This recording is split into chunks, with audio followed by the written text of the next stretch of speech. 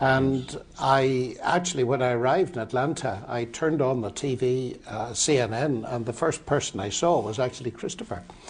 And I was very alarmed, not at what he was saying, but at what he was speaking against, and that was the notion that there was a serious motion before the United Nations that saying anything critical of Islam would be criminalized.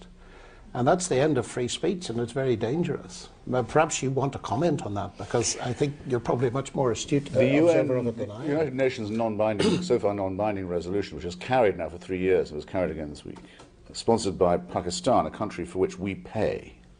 It isn't really even a country, barely even a state. It's a construct of Muslim partitionism carved out of the body of India. It wants to tell us what we can say and what we can think in our own country. And it says that we mustn't ever use the word Islam in any sentence that includes the words violation of human rights, for example.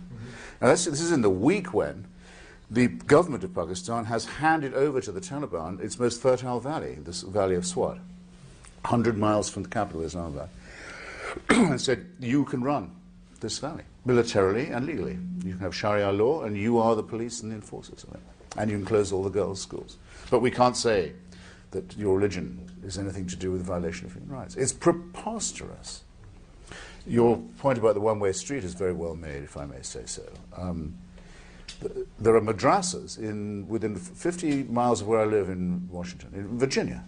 There are Saudi paid-for schools that preach violent anti-Semitism, hatred of the Shia Muslims. Remember, don't ever forget, they hate other Muslims too.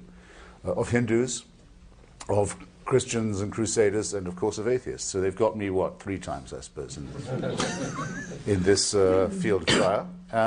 And don't worry. It's coming to a place near you. The Qurans that are given out in our prison system to Muslims, by Muslim chaplains, paid for by Saudi Arabia, are Qurans written to the Wahhabi tune. They're not just your everyday Quran. They're the Qurans that the Wahhabis want you to read, containing direct incitement. They've been given out with taxpayers' money in the prison system. Militias are forming. Next, you'll have militias of this kind with their own chaplains within the United States Armed Forces. Are you ready for that? Are you ready to have Wahhabi preachers in the US Armed Forces? You better get ready for it, unless you're going to take the James Madison view that there shouldn't be any chaplains in the US Armed Forces to begin with, or in the prison system. People want to pray, you can't stop them. But we cannot have state-subsidized prayer. We cannot have state-subsidized preachers or chaplains. Give it up, or give it to your deadliest enemy and pay for the rope that will choke you. This is very urgent business, ladies and gentlemen. I beseech you. Resist it while you still can, and before the right to complain is taken away from you, which will be the next thing. You will be told you can't complain because you're Islamophobic.